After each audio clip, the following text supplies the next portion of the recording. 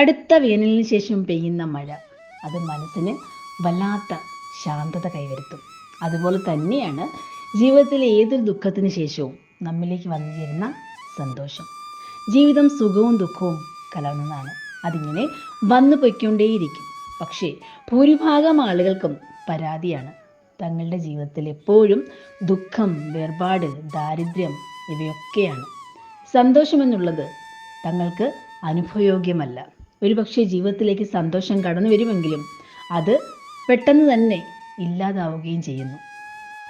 ജീവിതത്തിലേക്ക് സന്തോഷം കടന്നു വരുന്ന നിമിഷങ്ങളിൽ പോലും വല്ലാതെ മനസ്സുകൊണ്ട് ഭയപ്പെടുന്ന ഒരു കൂട്ടം ആളുകൾ നമുക്ക് ചുറ്റുമുണ്ട്.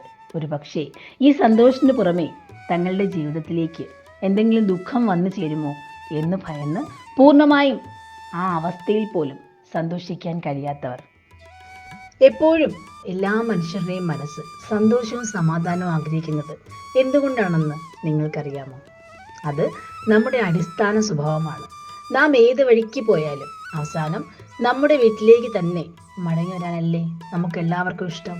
അതുപോലെ തന്നെ നമ്മിലെ അടിസ്ഥാന സ്വഭാവമാണ് സന്തോഷം, സമാധാനം, ശാന്തി. നാം കൊച്ചു കുട്ടികളെ കണ്ടിട്ടില്ലേ? പിറന്നു വീഴുന്ന കുഞ്ഞുങ്ങൾ, അവരുടെ മുഖത്ത് പുഞ്ചിരിയായിരിക്കും. അവരുടെ ഉള്ളിൽ ഒരു ദുഃഖവുമില്ല. അവരെപ്പോഴും മനസ്സ് നിറയെ ശുദ്ധതയോടെ ആരെ കണ്ടാലും ചിരിക്കാൻ ശ്രമിക്കും. നാം എല്ലാവരും ഇങ്ങനെയാണ്.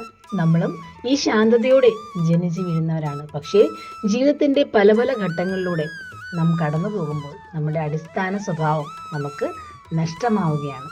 തിരിച്ചു പിടിക്കാൻ നാം ശ്രമിക്കുമ്പോൾ എന്തുകൊണ്ടാണ് ഈ സന്തോഷം, ശാന്തത, നന്മയൊക്കെ നമ്മുടെ ജീവിതത്തിലേക്ക് കടന്നു വരാത്തത്?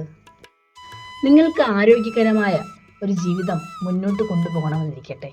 നിങ്ങൾ കയ്യിൽ കിട്ടിയതും കണ്ണിൽ കണ്ടതുമൊക്കെ വലിച്ചു വാരി കഴിച്ചാൽ നിങ്ങളുടെ ജീവിതത്തിൽ ആരോഗ്യം വീണ്ടെടുക്കാൻ കഴിയില്ല. മറിച്ച് നിങ്ങൾക്ക് ഒരുപാട് അസുഖങ്ങൾ ഉണ്ടായിക്കൊണ്ടേയിരിക്കും. ആരോഗ്യം എന്നത് നല്ലൊരു ശീലമാണ്.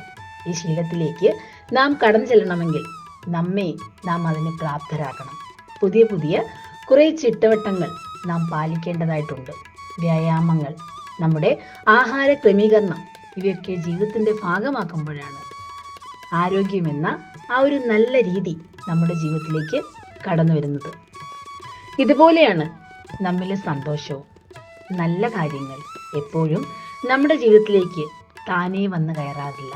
അവയെ നാം നമ്മെ സജ്ജമാക്കിക്കൊണ്ട് നമ്മുടെ ജീവിതത്തിലേക്ക് ക്ഷണിച്ചു വരുത്തേണ്ടതാണ്. സന്തോഷം നിങ്ങളിലേക്ക് വരണമെങ്കിൽ നിങ്ങളത് സ്വീകരിക്കാൻ സജ്ജമായിരിക്കണം.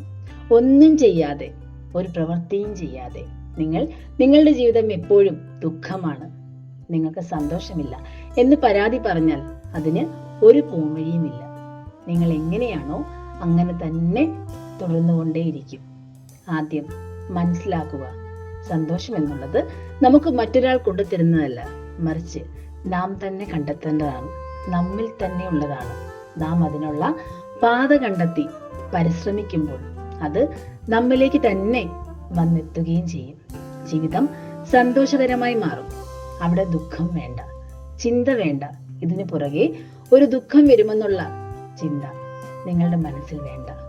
കാരണം ഇത് നിങ്ങൾ സ്വയം സജ്ജമാക്കി നേടിയെടുത്തതാണ്, നിങ്ങൾക്കുള്ളതാണ്. എല്ലാവർക്കും നല്ലൊരു ദിനം ആശംസിക്കുന്നു.